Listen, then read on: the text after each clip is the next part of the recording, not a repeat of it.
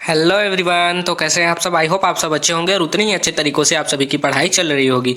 तो आज मैं आपके लिए लेकर आ चुका हूं छत्तीसगढ़ बोर्ड वार्षिक परीक्षा 2023-24 कक्षा 12वीं विषय गणित के प्रादर्श प्रश्न पत्र दूसरा आपके लिए मैं लेकर आ चुका हूं।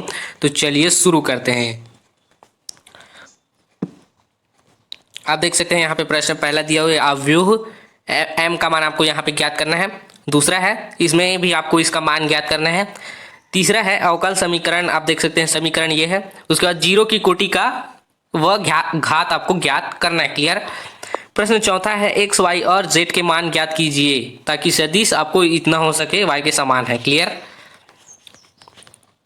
प्रश्न 5 है यदि यदि ये देख सकते हैं साइन इक्वल टू है और इक्वल टू 1 है तो एक्स का मान आपको यहाँ पे ज्ञात करना है। छठवा है एक्स का मान ज्ञात कीजिए यदि इतना हो। क्लियर है। उसके बाद सातवां है प्रश्न 7 है इसका आपको सापेक्ष अवकलन आपको ज्ञात करना है। क्लियर। तो आप देख सकते हैं अपने स्क्रीन पर। प्रश्न 8 है एक अवकली फलन है और यदि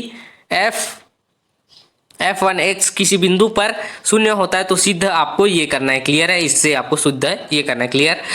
उसके बाद है प्रश्न 9 आपको dx का मान यहाँ पे ज्ञात करना है। क्लियर।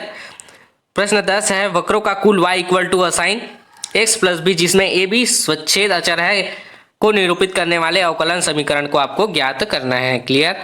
तो आप देख सकते हैं यहाँ पे प्रश्न क्रमांक 11 दिया हुआ है दिखाइए कि रेखाएं परस्पर लंब है। आपको रेखा परस्पर लंब है आपको ज्ञात करना है। क्लियर। प्रश्न 12 है एक पारिवारिक चित्र में माता पिता और पुत्र या श्रीक खड़े हैं। ई पुत्र के सिरे पर खड़ा है, एफ पिता के मध्य में खड़े हैं तो आपको पी उसके बाद ई इक्वल टू एफ का एफ आपको ज्ञात करना है। क्लियर। उसके बाद आपको दर्शाना है, यहाँ पे शो करना है, आपको इतना दर्शाना है इक्वल टू में a b c plus b c plus c a plus a b आपको दर्शाना है। क्लियर।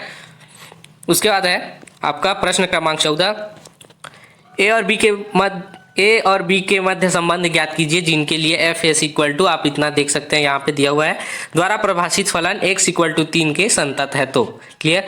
प्रश्न 15 है दर्शाइए कि आपको इतना दर्शाना है। क्लियर है। उसके बाद अथवा में दिया हुआ है वैसे ही सिद्ध करना है आपको। क्लियर। उसके बाद प्रश्न 16 है आपको इसका मान ज्ञात करना है cos थीटा वाले का dx का मान ज्ञात कीजिए। प्रश्न 17 है अवकल समीकरण यहाँ पे आप देख सकते हैं का विशिष्ट हल ज्ञात कीजिए। दिया हुआ है कि y इक्वल टू 0 यदि x इक्वल टू पाई बटे 2 हो तो। क्लियर। प्रश्न 18 है एक व्यक्ति के बारे में ज्ञात है कि वह 4 में से 3 बार सत्य बोलता है। वह एक पासे को उछालता है और बतलाता है कि उस पर आने वाली संख्या 6 है। इस प्रायिकता ज्ञात कीजिए कि पासे पर आने वाली संख्या वास्तव में 6 है। क्या आप इस बात से सहमत हैं? सत्यता का मूल्य समाज में अधिक सम्मान देता है आपको बताना। क्लियर। उसके बाद प्रश्न 19 है यहाँ पे देख सकते हैं आप। क्लियर।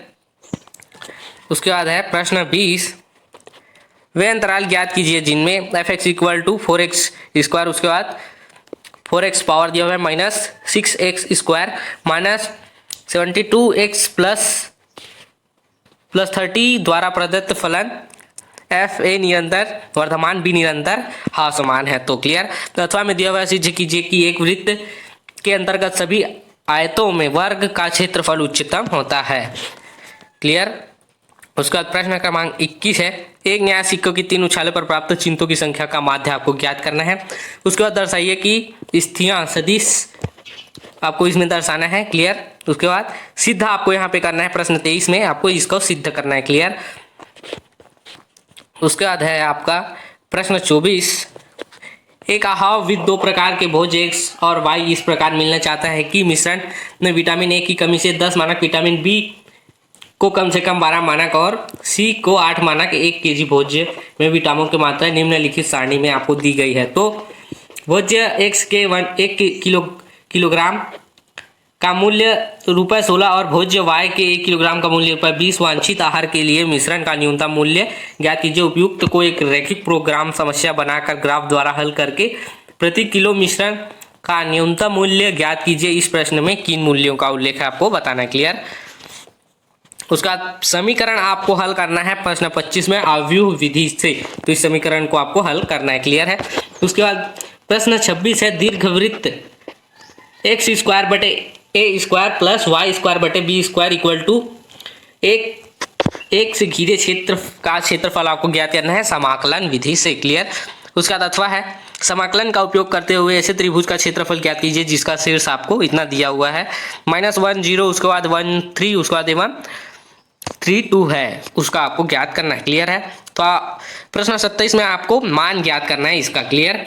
अथवा में दिया हुआ है उसी के। उसके बाद प्रश्न 28 है रेखाएं जिनके सदिश समीकरण निम्नलिखित है के बीच न्यूनतम आपको दूरी ज्ञात करना है, क्लियर। उसके बाद अथवा में दिया हुआ है उस समतल का समीकरण ज्ञात कीजिए जो समतली से होकर आपको इक्वल टू के प्रतिच्छेदन तथा बिंदु 2 2 1 से होकर जाता है।